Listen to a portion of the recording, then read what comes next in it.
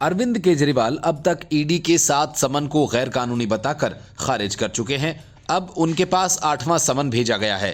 जाहिर है ईडी को ही कानून सिखा रहे केजरीवाल 8वीं बार भी ईडी के सामने पेश नहीं होंगे और ईडी से सवाल करेंगे।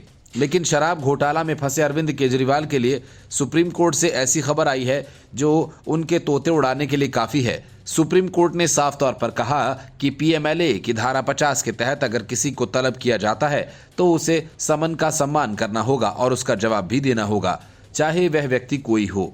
लेकिन ईडी के समन पर केजरीवाल उनके सामने जाना तो दूर, उससे ही ये पूछ रहे हैं कि पहले बताओ मुझे किस हैसियत से बुला रहे हो। इसके साथ ही ईडी को बीजेपी का मोहरा बताकर केजरीवाल ये बार बार कह चुके हैं कि ईडी के सहारे उन्हें चुनाव प्रचार करने से रोकने की साजिश रची जा रही है। आम आदमी पार्टी के नेता और खुद केजरीवाल कई बार तारीख बताकर सनसनी फैलाते रहे हैं। ईडी फला दिन गिरफ्तार कर लेगी, लेकिन सुप्रीम कोर्ट की इस टिप्पणी के बाद केजरीवाल को अपनी बयानबाजी बंद कर ईडी के सामने पेश होना ही पड़ेगा। अब तक केजरीवाल शायद ये भ्रम पाले बैठे थे कि कोई न कोई अदालत ईडी के समन पर रोक लगा देगी, लेकिन सुप्रीम कोर्ट के इस फैसले के बाद केजरीवाल का ये भ्रम भी टूट गया होगा। असल में सुप्रीम कोर्ट में मद्रास हाई कोर्ट के एक आदेश के खिलाफ ईडी ने याचिका दाखिल की थी। हाई कोर्ट ने कथित रेत खनन घोटाला में तमिलनाडु के 5 डीएम को जारी समन पर रोक लगा दी थी। तमिलनाडु सरकार ने ईडी की तरफ से जारी समन को हाईकोर्ट में चुनौती दी थी, जिस पर बाद में डिवीजन बेंच ने रोक लगा दी। ईडी ने अंतरिम आदेश के खिलाफ शीर्ष न्यायालय का दरवाजा खटखटाया था।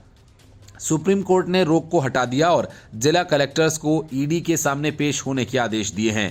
मामले की सुनवाई जस्टिस बेला एम त्रिवेदी और जस्टिस पंकज मित्तल की बेंच कर रही थी। बार एंड बेंच की रिपोर्ट के अनुसार बेंच ने कहा कि ये देखा गया कि अधिनियम के तहत जारी कार्यवाही के दौरान ईडी किसी भी व्यक्ति को सबूत पेश करने या उपस्थित होने के लिए तलब कर सकती है। आगे कहा गया कि जिस किसी को भी समन जारी किया गया उनसे उम्मीद की जाती कि वह ईडी के समन का सम्मान करेंगे और उनका जवाब देंगे। पीएमएलए की धारा 50 के तहत ईडी जिस व्यक्ति की मौजूदगी को जांच के दौरान जरूरी समझती है उसे समन जारी कर सकती है।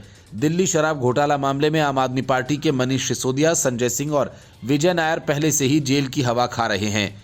इन तीनों को अब तक जमानत नहीं मिली।